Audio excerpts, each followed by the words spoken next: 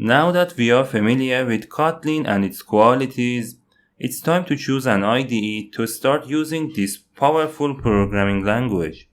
But what is an IDE and why do we need something like that? IDE, otherwise known as Integration Development Environment, is a software program that combines common developer tools into a single place and helps developers to write, run, and debug codes with less effort. IDEs speed up the development process by offering many features like syntax highlighting that changes keywords and words into different colors, and autocode completion which provides suggestions to help developers to write codes faster with less mistakes. Depending on what programming language we use, there are different IDEs available for us. For example, some of choices for Kotlin developers are IntelliJ IDEA, Eclipse, NetBeans, VS Code, and Atom. IntelliJ IDEA is developed by JetBrains, the owner of Kotlin, and because of its capabilities and popularity among the Java and Kotlin developers, in this tutorial series we use it. But before downloading and installing an IDE, we must install a program called JDK to make us capable to write and run Kotlin-based programs. Let me explain it a little more. Kotlin compiler converts all Kotlin codes to Java bytecodes, and because by default computers cannot understand these Java bytecodes, they need to install Java Runtime Environment or JRE, which composed of a variety of libraries, tools, and a special program called Java Virtual Machine or JVM, which its role is to translate Java bytecodes into an understandable language for machines. And what about JDK? JDK, which stands for Java Development Kit, contains JRE, some tools and libraries that are necessary for developing and testing Java and Kotlin-based applications. So, the first step for Java and Kotlin developers is to install JDK on their machines. Let's do it. To install JDK on the Windows operating system, open your web browser and search Download JDK. Click on this link from oracle.com. Once it's opened, scroll down a little and in this section click the Windows tab. Then download the x64 installer version.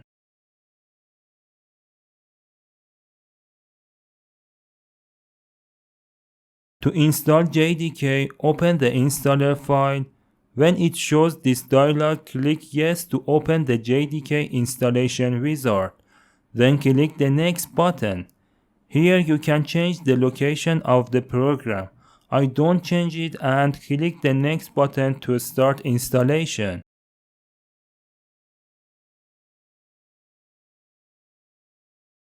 Now the installation is finished and just click the Close button. Now we must set the JRE location in the Java Home Environment variable. This is to make Java-based applications in order to find the location of the JRE. Because we already installed JDK and it has JRE in itself, we set JDK's location to the Java Home Environment variable.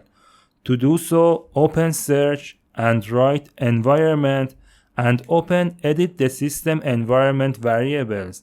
In the opened window, while the Advanced tab is selected, click the Environment Variables button. In this window, in the System Variables section, click the New button. Here for the variable name, write Java_home, and for the variable value, we have to specify the JDK's location. You can write it manually or click the Browse Directory button and go to the location of the JDK that you've chosen when you installed it. Because I left its location as default, I go to Local C, Program Files, Java, and then select the JDK folder and click OK. To make sure everything is set up properly, open the command prompt and write Java space -version and then hit your keyboard's enter. If it shows the version of the installed Java, it means everything is set properly. Now that the JDK is ready, it's time to install the IntelliJ IDEA. Search Download IntelliJ IDEA in your web browser. Click this link from jetbrains.com. When it's opened, make sure the Windows tab is selected. Under the community version, click the download button to start downloading.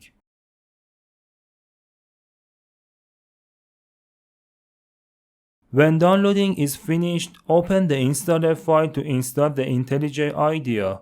As before, click yes when it shows this dialog. Now click the next button. Here you can change the location of the program if you like. I leave it as default and click the next button. In this window, check Add Open Folder as Project and Add Bin Folder to the path. Then click Next and Install.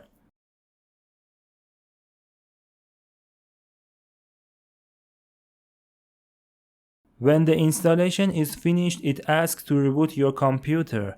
I want to reboot it later, so I don't change the selected option and click Finish.